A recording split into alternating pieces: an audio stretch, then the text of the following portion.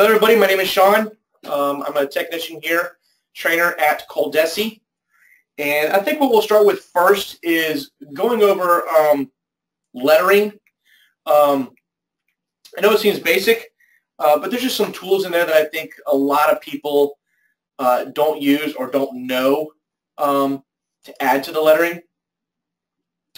Let's see, Paul, let's see. Why when I purchase a design from a source, the colors do not match what they should be? I have to correct the colors every time. Basically, Paul, what happens is when you buy like a design from Dakota Collectibles, Great Notions, and you import it into the software, what happens is it takes on the default colors that are on the left-hand side over here, which is the red, the green, the blue, yellow, magenta, light blue, and maroon, and so forth down the line. Because when you import an expanded design like the DST, it opens it up in default colors from the software. Because the software only sees it has 6 colors, 5,000 stitches, trims, stuff like that, but it doesn't know the exact colors. Yes, Lisa? Major pageant sashes and need to know how to bring more than one letter design off my USB into the working window at one time. All right, let's see. We will get to that in 1 second, Lisa. When you're doing the lettering, basically you want to make sure you work from the left all the way over to the right. And what we got here. All right, close that up. The one thing, once you create your text and your size, and the important thing with the size is if it's anything under an inch, make sure that you put in 0 point and then whatever size you want the text to be. If you forget the 0 and just put 0.787, it's going to erase the point and try making it 787 inches tall.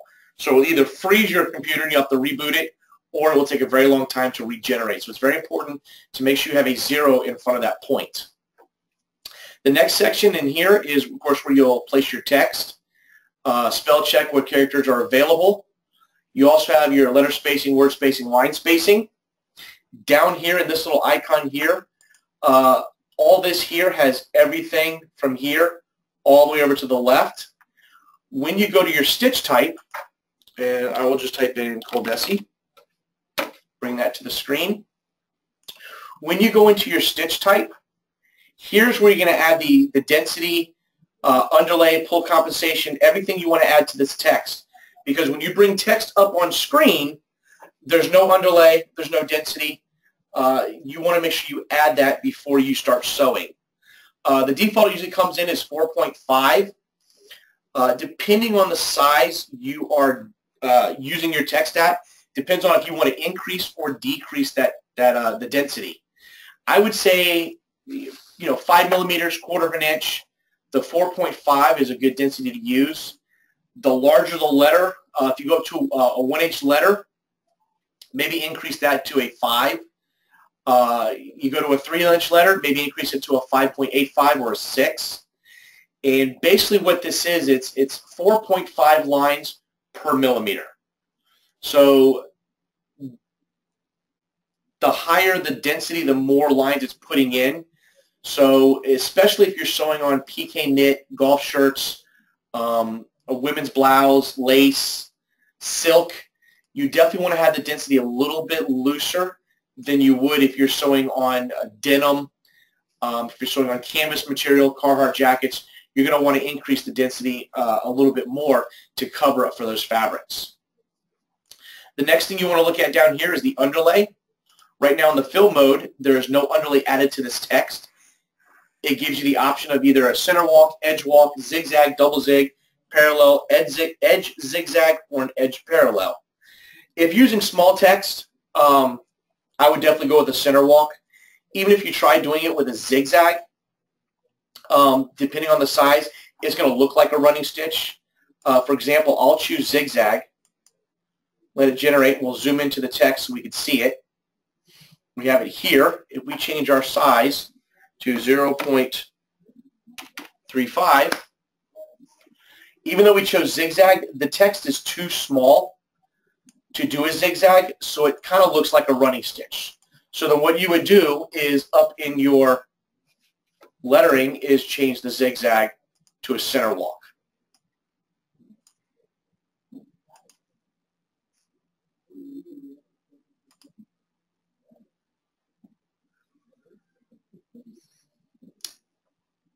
Does that make sense for everybody? Lori, I can see you. Can you hear me, Lori? How about everybody else? Can everybody else hear me? It's got to be something on your end, Lori. Thank you, Lisa. Thank you, Paul. Thank you, Hal. Make sure the little microphone is unchecked in your computer, Lori. There you go. Glad you're back. Good morning, Christine. All right, let's get our text back up on screen. So up here, and if you notice, anytime the text is not highlighted, you have nothing at top, you'll need to select your arrow tool, click on the text, and then it allows you to bring back up your lettering specifications. The other one I use in here a lot for small text is the pull compensation.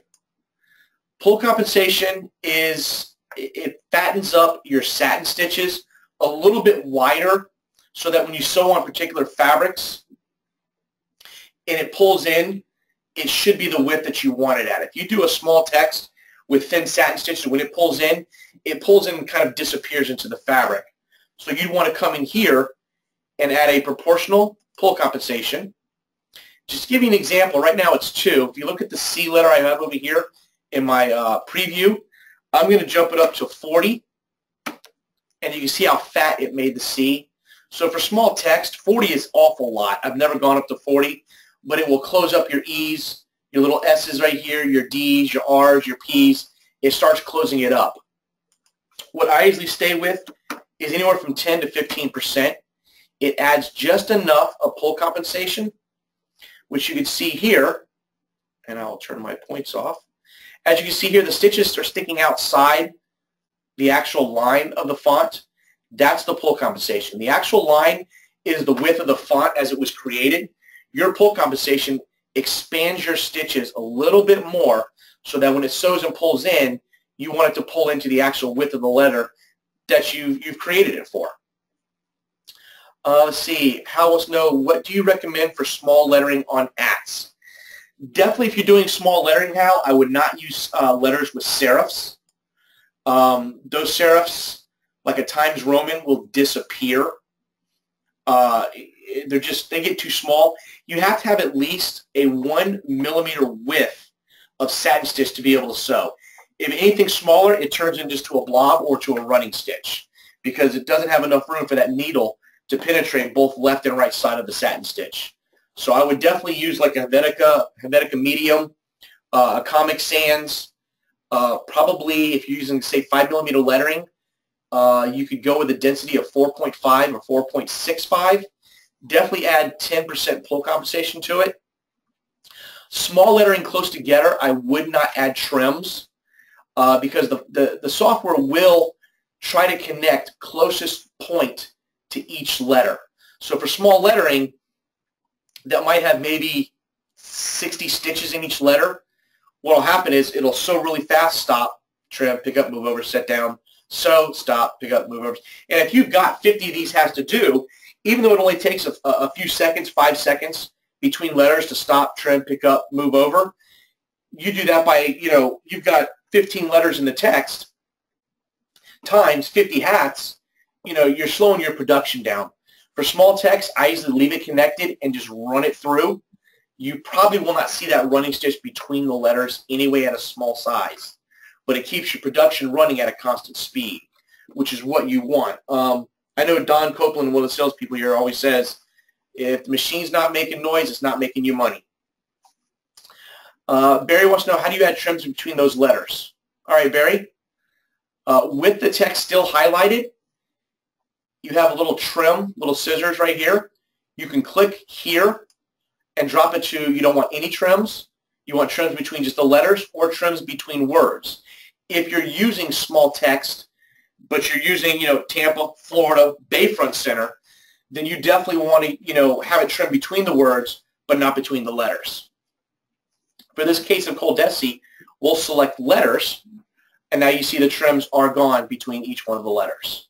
So at any time, you can come back and say, well, I want it just between the words because it slows my machine down. You can come back in and change it.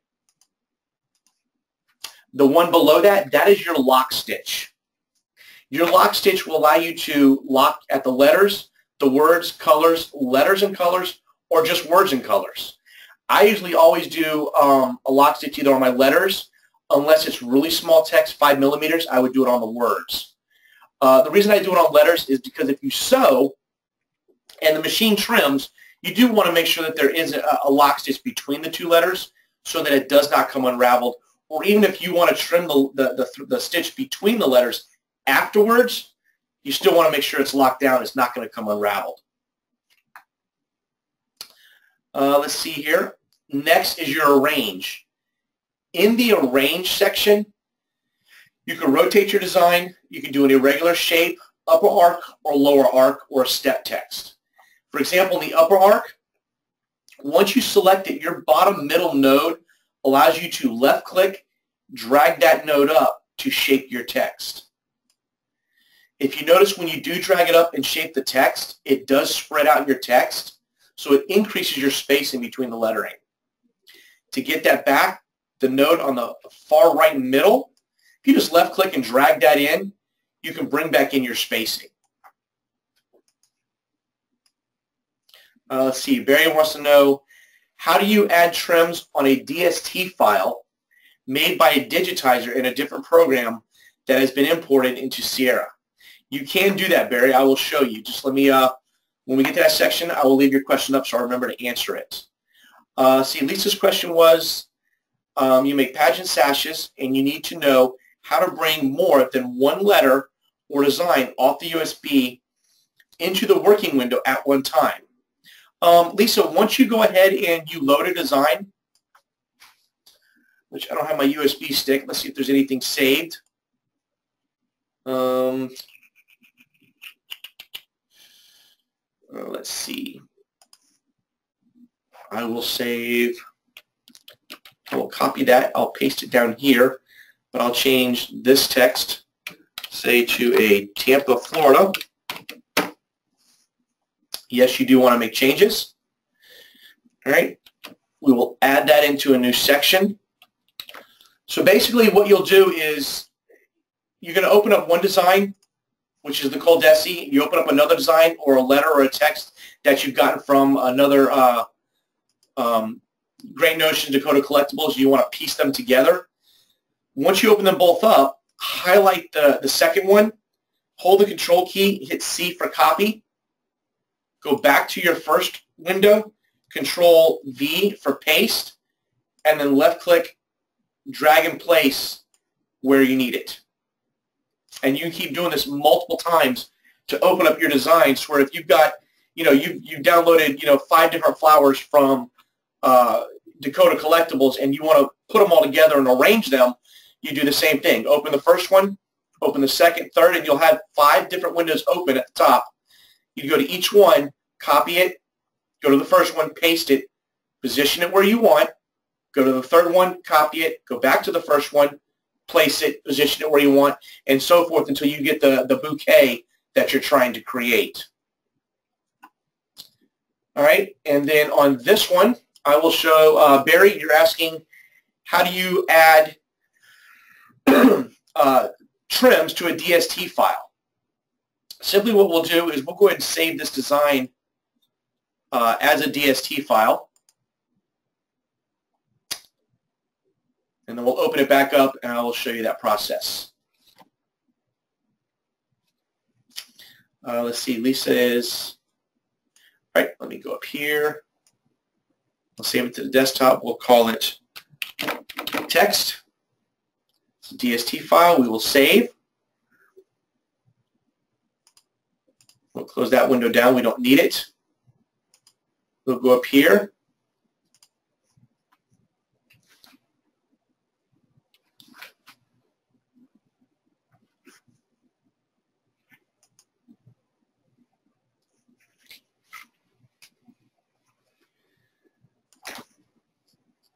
and we'll go to the desktop. We'll open up the text design. And then when you open it up, to be able to add your own trims between the lettering, is say you want to add a trim between the T and the letter A, excuse me, is you'll zoom in, you'll grab not your select arrow, but you want to grab your edit stitch tool or F12, the little white arrow pointing to the red stitches. Left click on a stitch you think is close to the end of the letter T, puts a black line, black arrow with a black box. With your arrow keys on your keyboard, you can actually traverse through each individual stitch.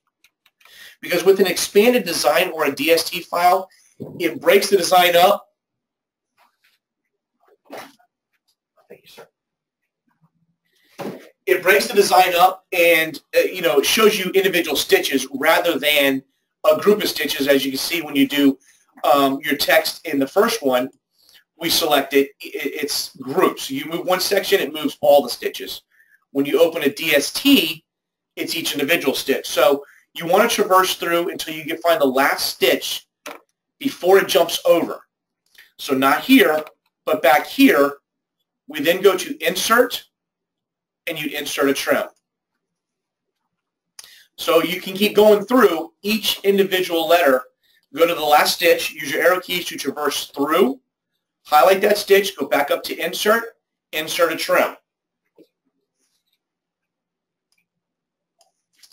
All right, let's see, we got a couple more questions here. Let me, all right, Lisa, if you are writing MRS, how do you bring all three letters in from the USB at the same time? If they're individual designs, you have to bring one at a time. You can't just grab all three and open them up because it will open it up in three separate windows.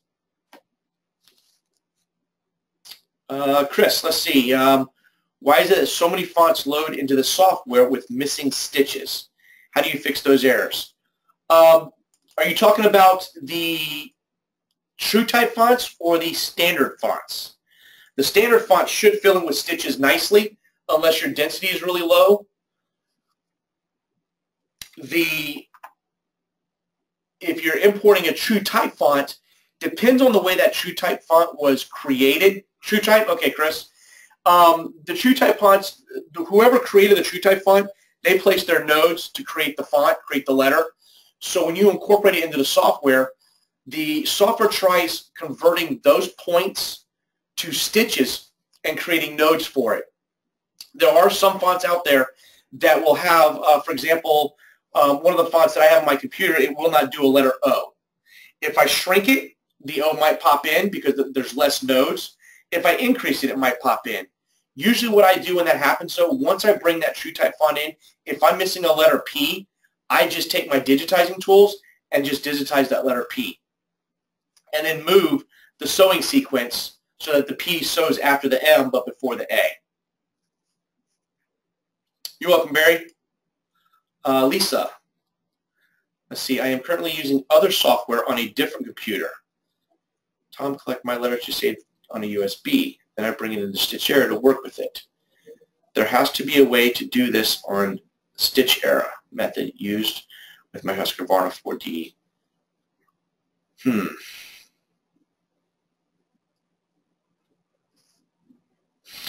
All right, Lisa, that might be something that we might have to do a go-to-meeting with you personally.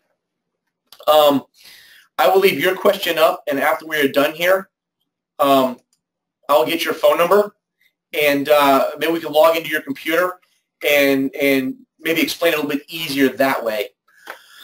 Has there been any questions so far on doing basic lettering?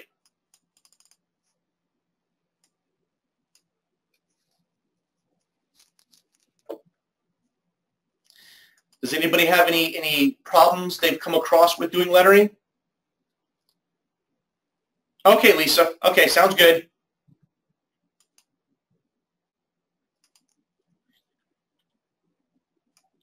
So basically, it is very time consuming, Lisa. This I know. I have customers that buy fonts. There's fonts on our Panastock CD that comes with the software that has like a Vine font. And if you're trying to spell a name, you've got to open up each individual letter one at a time. So if you're spelling a long word like Husqvarna, you've opened up, 12 different windows that you've got to copy and paste each letter one at a time. So it is very time consuming. I do realize this. The programmers haven't really found a way. That could be 30 windows for me. Yeah, see, yeah, it does. It's very time consuming with that many windows to where something simple could be type in a text and it's there in front of you in a couple of minutes compared to it could take you a good 15, 20 minutes to piece in your design using individual letters that you've gotten from, another software as a expanded. Just the programmers haven't found a way to be able to select all and import it all into one window and then be able to piece it. But they are constantly working at, trying to improve the software to better, make it easier for the end user, which is you guys. You've also got the rulers. I'm not sure if most of you know that at the top and on the left, you can left click and drag a guideline from the top or the bottom. That if you've got, you're doing designs, that you got text on the left, text on the right, you want to make sure it's level, you can bring down a guide point and want to make sure it's lined up on the left as well as the right. To get these, you can either, left click when your arrow's on the ruler, click and drag. You can move them by left clicking when you have the double arrow. Place them where need be. To remove them, it's simply just highlighting it, right click, and delete all guidelines. Let's see, Hal says he's used CorelDRAW at times to do lettering and convert it to nodes and import into StichEra. That'd be very good. You could do it that way as well. It would be just like importing a design, as a TrueType font, except where you're getting just the letters you want, and then you're converting those letters into stitches. Depending on the size, depends on if you want to go with a fill pattern or a satin pattern. I usually, even in doing text, if you're doing text across someone's shoulder blades on the back, you're looking at, a good 2 to 3 inch letter. When it starts to get that large, either you want to do it as an applique or you want to fill the letter with maybe putting a satin border around it. Go back to our text here. You've also got in the text section,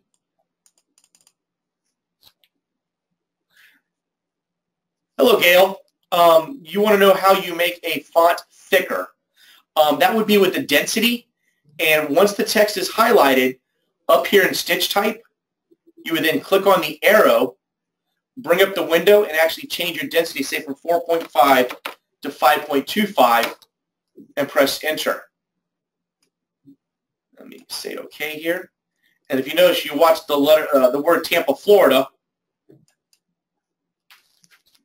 We'll get a little bit thicker, and we jumped up from 1,357 stitches to 1,452.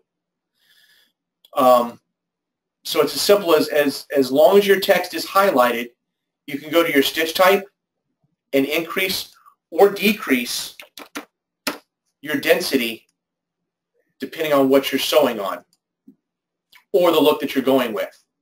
So obviously the 3.0 for the ColDesi is a lot loose compared to the Tampa, Florida, which we changed to a 5.25. If you're going for that look up here, then you would do this, and I would probably, I would take out the underlay, so all you have would be a stitch, and you'd have the fabric show through. Also up here in Arrange, I'll use the Tampa, Florida.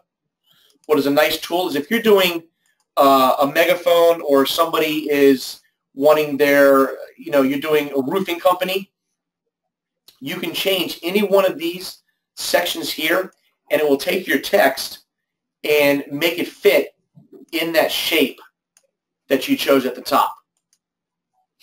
So if you're doing a fish, make it look like a fish. We'll go back to a V-shaped if you're doing the bottom of a roof. And at any time you want to go back just choose the rotate, and it puts it back to the default when you first created the text. Another good tool is these arrows that are on each individual letter allows you to move the letter. For example, the arrows on the bottom, once you get your double arrow, you can left click and drag that particular letter left or right to make it closer. The arrow in the middle allows you to drag it up or down so that you can stagger your text if you're trying to get a different look. The arrow at the top right corner allows you to take that individual letter and size it up.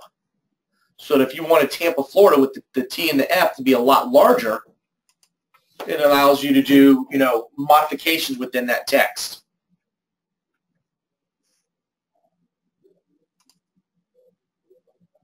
So the text, there's a lot of stuff that you can do with the text. And, like I said, always start from the left and work your way all the way over to the far right until you have completed your text. On the density, the underlay, the pull compensation, whether you're having trims, lock stitches, definitely make sure you do all that for your text, because when you do your stock standard text or even true type, it does not add underlay, it does not add pull compensation automatically. It's something that you must go into to be able to incorporate that into your text. In the spacing, lock stitch, and trims, up here, if you try to do multiple lines, as soon as you do one line, and I'll just type in Florida. If I wanted Tampa, Florida to be two separate lines, as soon as I hit the enter key, it's going to bring it up to my screen. To do two separate lines is where you'll go into your spacing, trims, and lock stitches. By clicking up here, then choosing this box, hitting enter key, it will then drop you down to a second line. So you just go to the end of the A, drop down again, and keep going farther and farther down. You've also got right here your justification, whether it be left justification, right justification, or center justification. And move the question out of the box. We click OK. And then we got to stretch it out, size it, change our density as if we started from scratch. Go back in here. You can change your font. Shows you a sample what it looks like. These are the characters that are available for that. Shows you a breakdown of the height and the width. Definition here for your kerning, letter, word, line. And then you've got your thread trims, lock stitches, either at letters, words, or colors.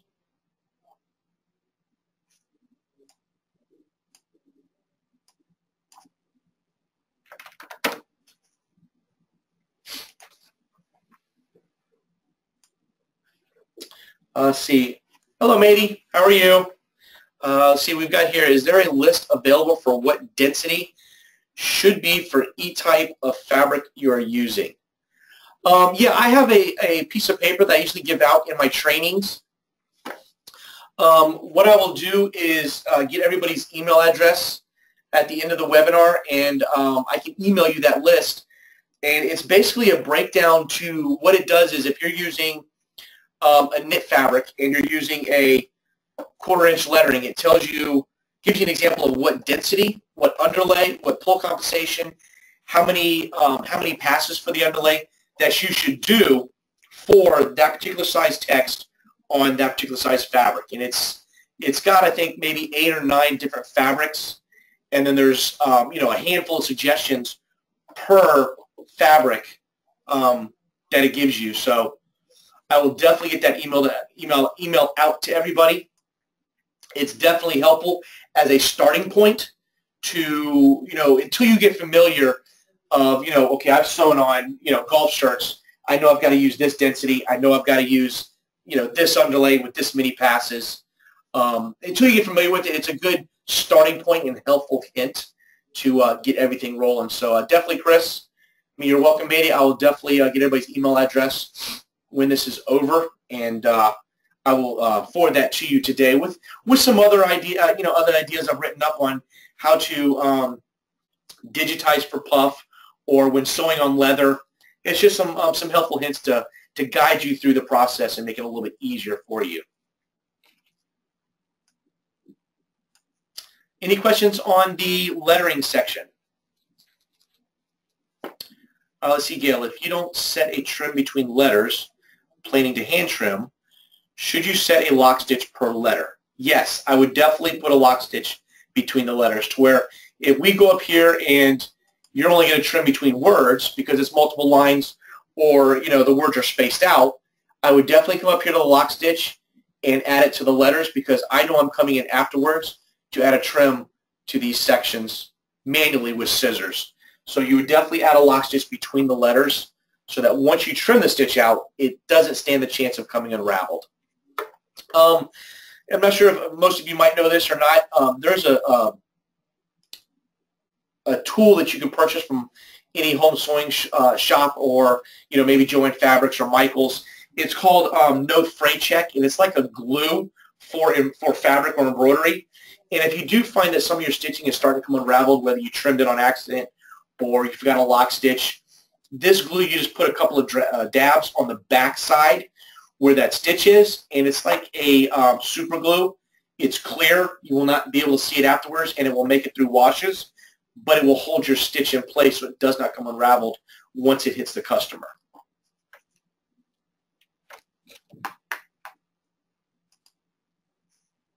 All right, we have our ColDesi text. Any other questions on the lettering? All right, let's say you want to add a color change. You want ColDesi one color? Oh, how? It is called No Fray Check, F-R-Y, and then it has a check mark underneath it. It's called No Fray Check. You want to add a color change to, you're welcome, Hal, to Tampa, Florida. We can simply take our arrow, select our word, and we got to grab that point right there. Once you grab your text, it's simply just clicking on a different color on the left side, and you can easily change your color. Whether it be, each individual letter, multiple colors, that is your choice. You've also got on the right-hand side your object manager. By clicking on this, what it does is it breaks your design down into each individual packs. For example, you've got the letter E has a pack. The letter D has 2 packs. It is the arch or the bubble, and then you've got the line. The letter I, you have the I, and then you have the top part. This allows you to go into each individual section and modify this particular letter here. If we go back to our text here, and we'll back out, let's put back to Tampa, Florida.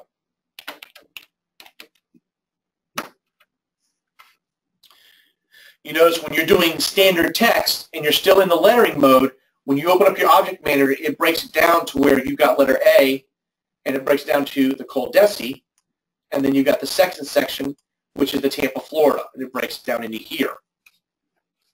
So you can actually go into, well, okay, I want the L here, and then it brings up your stitch mode down below for a body, borderline, and more. Change the density just in that letter. You can add your underlay just to that letter, pull compensation just to that particular letter by selecting just that section over here. Because if you notice when it's on screen and it's still grouped together as text, when you click on one particular letter, it grabs everything.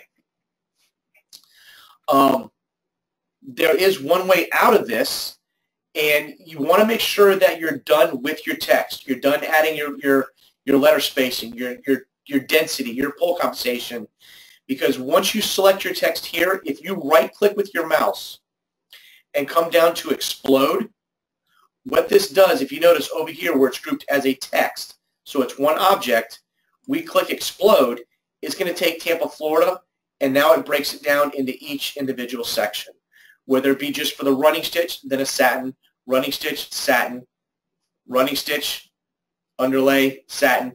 It breaks each letter individually to where if I go to click on the text now, it's just going to highlight just that particular section. So you no longer have your lettering capabilities at the top to go in and arc it or change the density for the complete text, you have to manually go in individually. If you did it on accident, just hit Control-Z. It backs it up and puts it back as a text format so that you still have your capabilities at the top.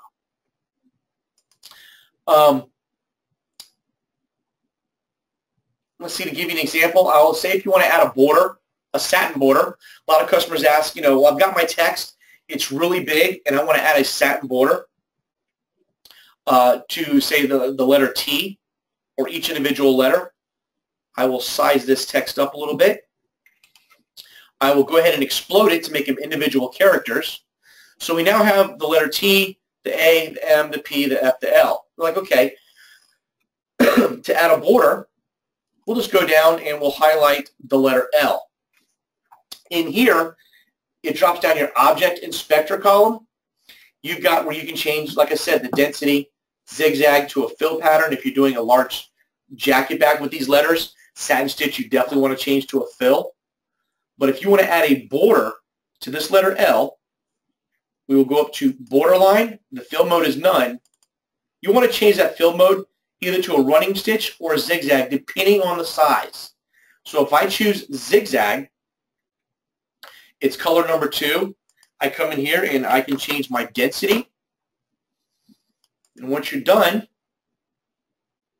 we can left click on it and you can actually see you've got a satin inside and then a satin border. So if I click on this letter, we notice it's all grouped together. If you can, it's kind of hard to tell, but there's a red inside with a green border up here in your object manager.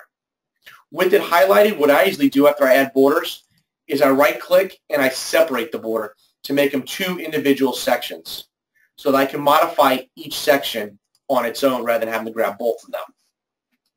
So adding a border, whether it be to text or whether it be to something that, in your design that you created, it's as simply as once you highlight it, open up your object manager, make sure that section is selected. Down below, choose borderline and just change it to a running stitch or a zigzag. And now your text or your object now has a border automatically around it.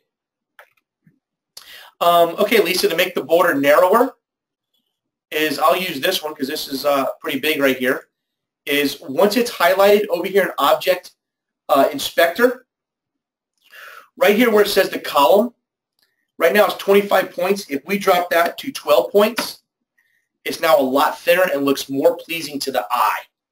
So it's simply highlight the border.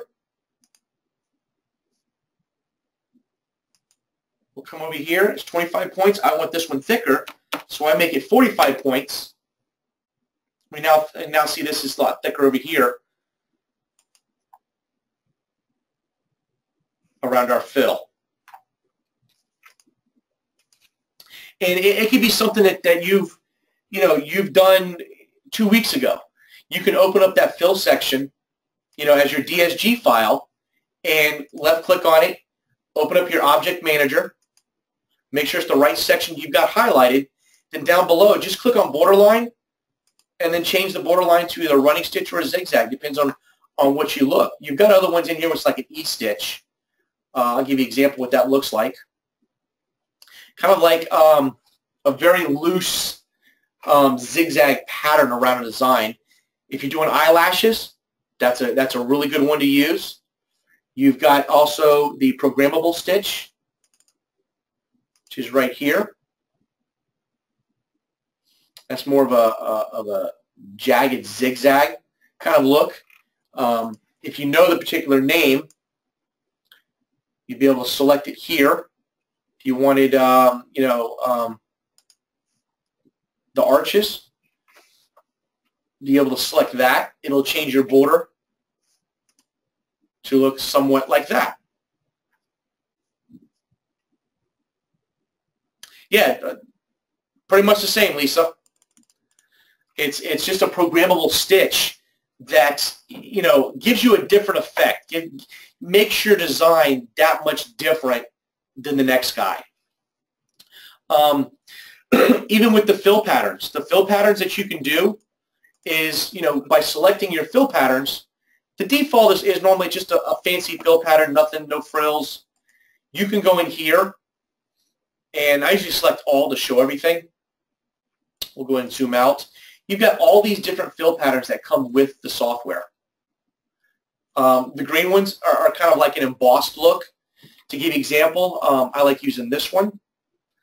And once we bring it up on screen, you're going to get a different look, almost like a yin-yang look.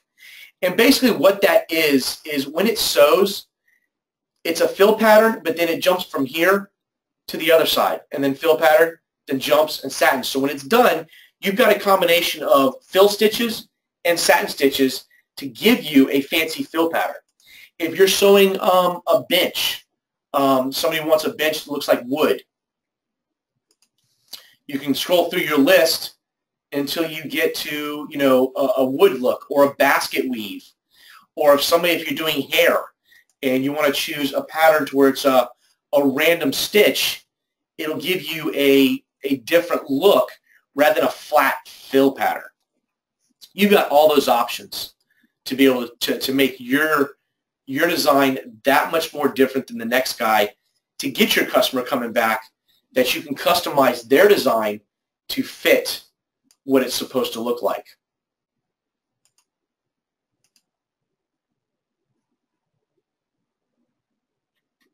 And so we got something like that. So it's really cool what you can do to your design.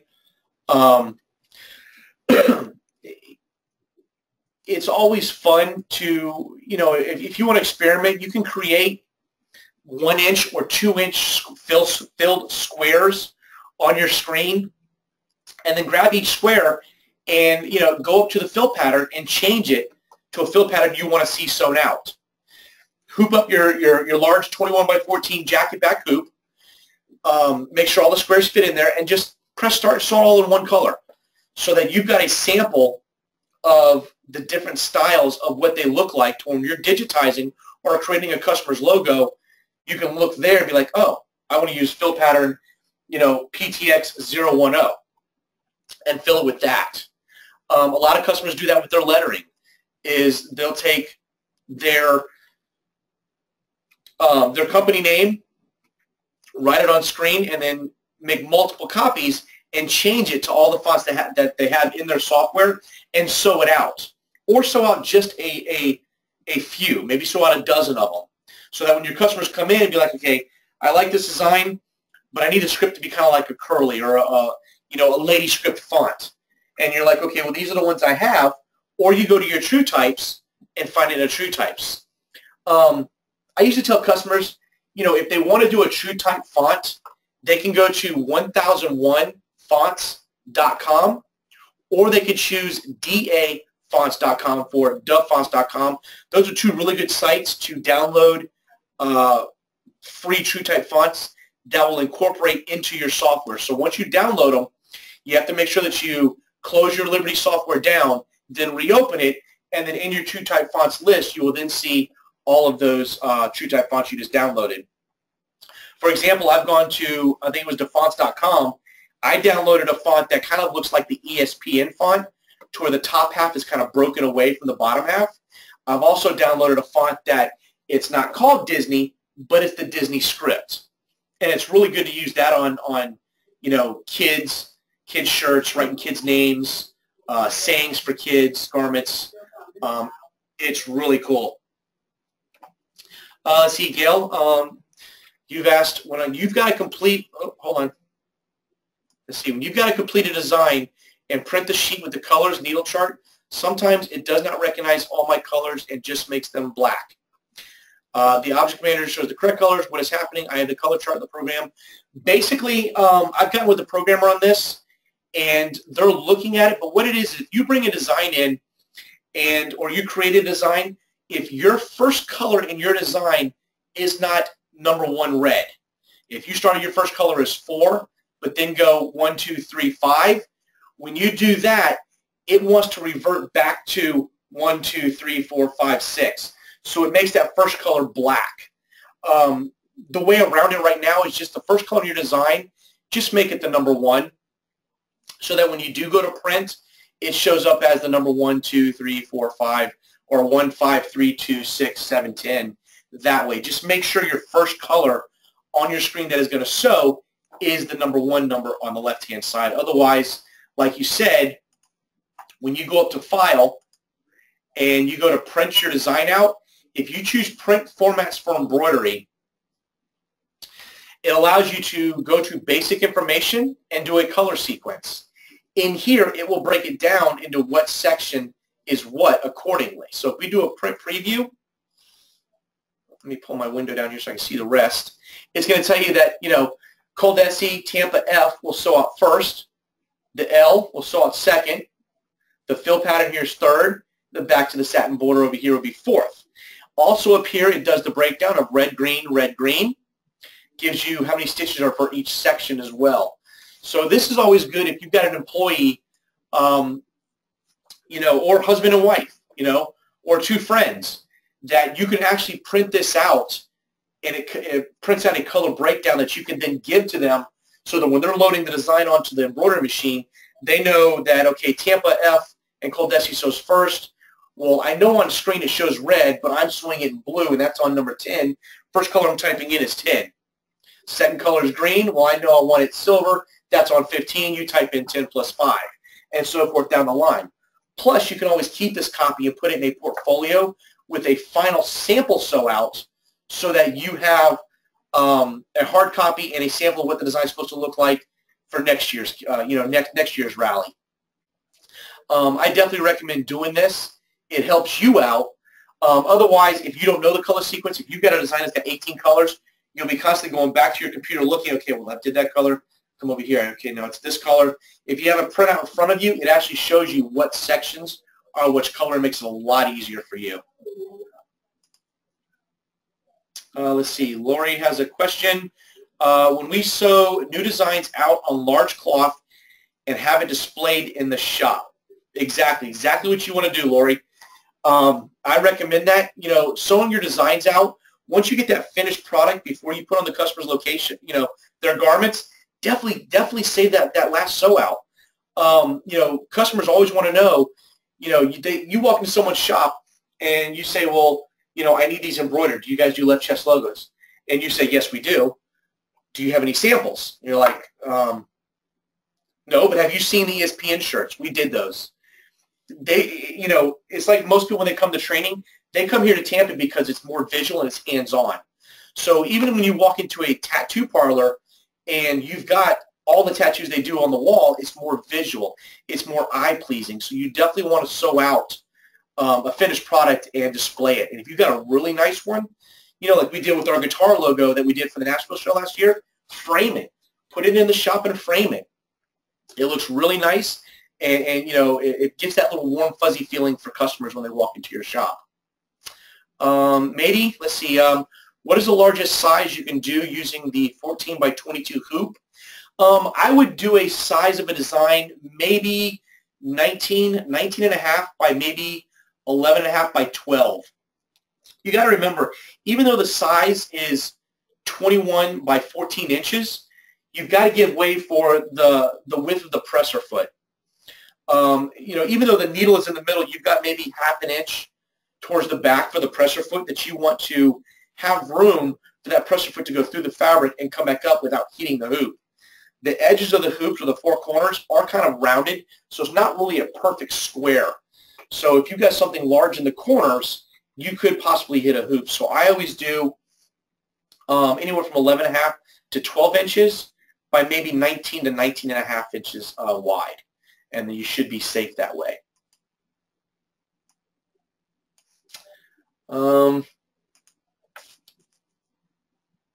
Let's see. Any other questions on the lettering? Now I know we're going to do more of these embroidery how-tos, the tech talks, so to speak. So everything we've learned today, definitely go and you're welcome, Matey. Definitely go through and use them. If you have questions, write them down. Call in. Definitely do all that stuff. We're going to have more of these, which we'll be going over. Digitizing.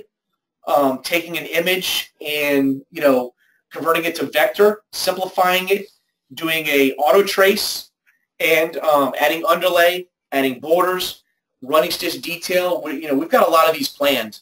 Anything to better help you guys in the long run is what we want to do.